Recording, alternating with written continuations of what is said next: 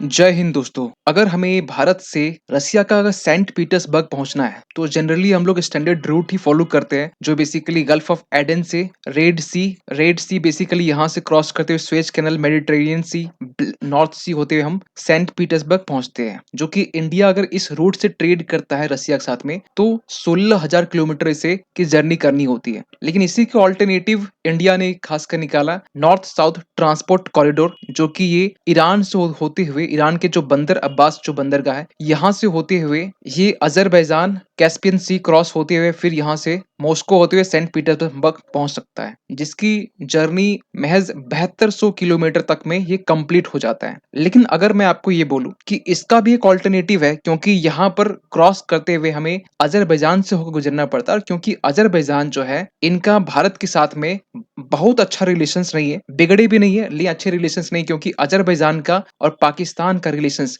दोनों अच्छा माना जाता है इसीलिए, और अजरबैजान खासकर इसी के लिए यहाँ पर थोड़ी बहुत प्रॉब्लम क्रिएट करता है। लेकिन इसी का एक ऑल्टरनेटिव अगर आर्मेनिया प्रोवाइड कर दे तो कैसा लगेगा। तो यहाँ पर आर्मेनिया ने यहाँ पर रिसेंटली ये कहा है कि इंडिया को ये ऑफर दे रहा है कि आपके लिए एक ऑल्टरनेटिव ट्रेड रूट खासकर यूरोप के लिए हम तैयार कर देंगे, क्योंकि ये जो ऑल्टरनेटिव की जो बात की जा रही है वो बात की जा रही है खासकर आप अजरबैजान का जो बाकू रीजन है वहां से क्यों क्रॉस कर रहे हैं। आप आर्मेनिया से आप सिंपल रेड रोड और रेलवे रूट होते हुए आप जॉर्जिया होते हुए आप ब्लैक सी जाइए या फिर सेंट पीटर्सबर्ग जाइए। आपको यूरोप से कनेक्टिविटी स्टैब्लिश करनी है, ग्रीस चले जाइए, या फिर सेंट पीटर्सबर्ग करना है तो आप वहां चले जाइए। ये बेस्ट तरीका होगा। इंडिया ने भी इसे एक्सेप्ट कर लिया। आप बोलेंगे यहाँ पर कोई बॉर्डर मिलता है कि ईरान के साथ में? यस मिलता है। आप यहाँ पर देखिए मैप में आर्मेनिया का भी बॉर्डर जो है बेसिकली ईरान के साथ मिलता है, और ईरान में यहाँ पर बंदर अब्बास है, यहाँ से होते हुए ये रोड रेलवे नेटवर्क के जरिए ईरान क्रॉस कर लेंगे हम लोग, और ईरान से ही बेसिकली यहाँ पर आर्मेनिया का छोटा सा, यहाँ देखिए क्योंकि ये जो रीजन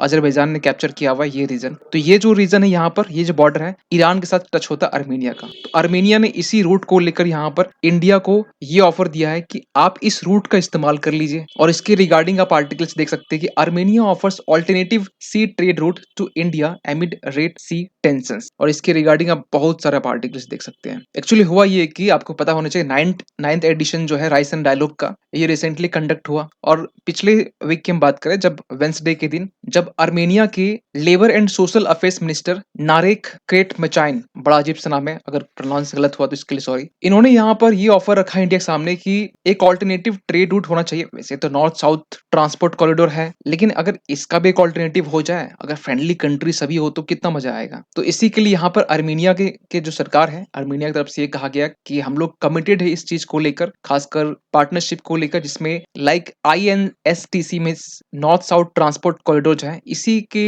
जैसा एक प्रोजेक्ट, इसी के जैसा एक ट्रेड रूट अगर हो जाए तो कितना अच्छा हो। क्योंकि यहाँ पर भारत ने कहीं न कहीं चाबहार पोर्ट की बात करे या फिर कुछ रोड रेलवेज की बात करे, इसको लेकर ईरान में बहुत सारे जो इंडिया डेवलपमेंट किया है खासकर नॉर्थ साउथ ट्रांसपोर्ट कॉरिडोर के नाम पर। क्योंकि आज के टाइम में जिस तरीके से रेड सी में जिस तरह की सिचुएशन से हौथीज का अटैक लगातार देखा जा रहा है, इजराइल हमास के बीच में वॉर रुक नहीं रहा है, सोमालिया के जो पायरेट्स है वो भी एक्टिव हो चुके हैं, तो इस रूट से इंडिया को ट्रेड करना थोड़ा रिस्की लग रहा है। और आप नीचे अफ्रीका के कैप ऑफ गुड होप से भी आप ट्रेड नहीं कर सकते, क्योंकि ये तो और बड़ा हो जाएगा, ये तो और लंबा रूट हो जाएगा। इसके लिए इंडिया ने एक ऑल्टरनेटिव पहले से निकाला, लेकिन एक इस ऑल्टरनेटिव में एक राहत देने वाली खबर ये है कि अब ये जो बेसिकली रूट है ये आर्मेनिया हमें अपने देश से रोड रेलवेज हाईवे कुछ भी हो ये प्रोवाइड करने वाला है, जिससे हम लोग रेड सी के जरिए हम लोग ग्रीस तक पहुंच सकते हैं, और ग्रीस तक पहुंच गए तो हमारा जो मकसद है ना India middle east economic corridor, अगर आपको याद हो G20 के टाइम में, तो इसके जरिए जो हमारा जो यहाँ से सऊदी अरबिया यूएई कनेक्ट होते हुए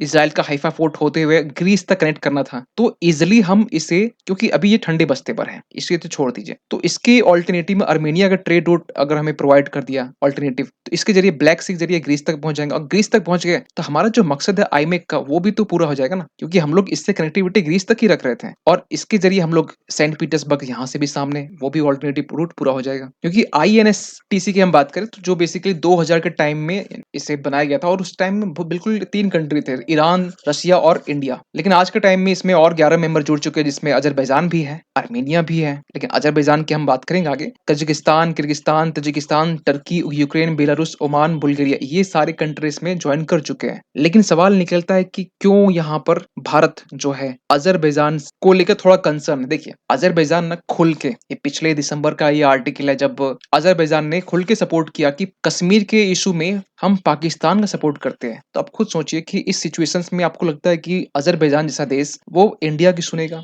वो कहीं ना कहीं अड़ंगी आंखें क्रिएट करेगा ही। इसके अलावा भी यहाँ पर देखिए, अजरबैजान के जो प्रेसिडेंट है इल्हम अलीव, इन्होंने ब्लेम किया इंडिया और फ्रांस के ऊपर में कि आप आर्मेनिया को क्यों आर्म्स प्रोवाइड कर रहे हैं। यहाँ तक कि जब भारत ने आर्मेनिया को पिनाका मिसाइल सब दिया, उस टाइम में एक वीडियो वायरल हुई। उस वीडियो को लेकर अजरबैजान ने प्रोटेस्ट लॉन्च कर दिया against India Armenia defence ties को लेकर। सो यहाँ पर इंडिया के लिए ये ऑल्टरनेटिव जो रूट है, ऑल्टरनेटिव पे ऑल्टरनेटिव रूट ये जरूरी हो गया है। वैसे तो कुछ ऑल्टरनेटिव की बात नहीं, क्योंकि इसमें तो आर्मेनिया भी है ना, तो आर्मेनिया भी है इसमें, मतलब कि आईएनएसटीसी में आर्मेनिया का भी एक महत्वपूर्ण रोल हो जाता है। लेकिन सवाल निकलता है कि आर्मेनिया क्यों इतना इंटरेस्टेड है इंडिया के ऊपर? ऐसा क्या हो गया? देखिए, आर्मेनिया का और इंडिया का जो रिलेशंस है, ये पिछले कुछ सालों को अगर ट्रैक करें दोनों के बीच में रिलेशंस को, अथवा जियो पॉलिटिक्स में थोड़ी आप इंटरेस्ट रखते हैं तो पिनाका मिसाइल्स इन्होंने सबसे पहले इंडिया ने दिया है। इसके बाद में यूएवी को लेकर, अनमैन्ड एरियल व्हीकल्स को लेकर भी डील साइन हुई है। रिसेंटली एक हमने वीडियो बनाया था, $600 मिलियन का आकाश मिसाइल्स को लेकर डील हुआ है, जिसके रिगार्डिंग हमने वीडियो पहले से बना रखा है। इवन की आकाश मिसाइल्स को लेकर आर्मेनिया, ब्राजील, इजिप्ट भी कतार में खड़ा है कि हमें भी चाहिए आकाश मिसाइल्स। और पिछले साल के 15 दिसंबर 2023 का ये आर्टिकल्स, इसमें ये लिखा हुआ था कि Armenia emerges as a top buyers of Indian SAM। Basically ये बात कर रहे हैं आकाश मिसाइल्स के बारे में। तो जहां इंडिया एक आज के टाइम में डिफेंस एक्सपोर्टर की दिशा में काम कर रहा है, उसी दिशा में आर्मेनिया जो है सबसे बड़ा इंडिया से इंपोर्टर, डिफेंस इंपोर्टर बन के खड़ा हुआ है। और रिसेंट की बात करें, ये बेसिकली कुछ दिन पहले का आर्टिकल्स है, फरवरी 2023 का आर्टिकल है, जब आर्मेनिया ने ये बेसिकली अनाउंस किया कि ये CSTO से विथड्रॉ कर सकते हैं। बेसिकली रसिया जो है ना, जिस तरीके से नाटो बना था, नॉर्थ अटलांटिक ट्रीटी ऑर्गेनाइजेशन, जो बेसिकली कुछ देशों का समूह है, उसी तर्ज पर यहाँ पर CSTO बनाया गया था रसिया की तरफ से, जिसमें आर्मेनिया पार्ट था। मतलब ये था कि अगर CSTO ग्रुप में किसी भी देश के ऊपर अटैक होता है तो यहाँ पर कलेक्टिव अटैक माना जाएगा सभी देशों के ऊपर में, सेम टू सेम नाटो की तरह। लेकिन यहाँ पर